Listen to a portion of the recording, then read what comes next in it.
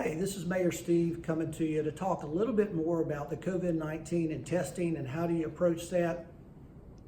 So COVID-19, we don't have very many test kits within the system right now, so we have to be specific on who we test.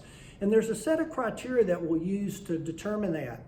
There's a number you can call, and you'll talk to a nurse practitioner, and that number is 809-5044, 809-5044.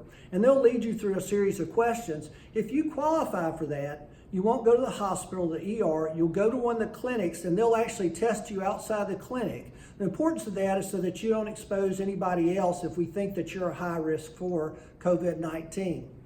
Now, look, when do you go to the hospital?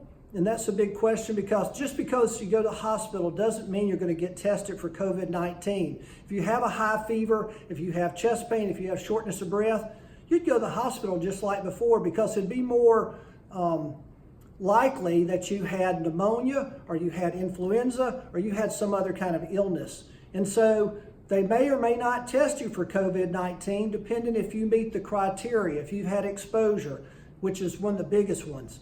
So right now, there is a number. You can be tested if you meet those criteria. The tests are going to be coming more, we'll have more of them, so they'll be coming more, we'll be able to frequent testing done. And then finally, know when to go to the ER. If you're having chest pain, if you're having shortness of breath with a high fever, that's when you go, but that doesn't mean that you'll be tested, and we shouldn't use the ER for testing of COVID-19. That's the big message here. We shouldn't use it because they can't do it.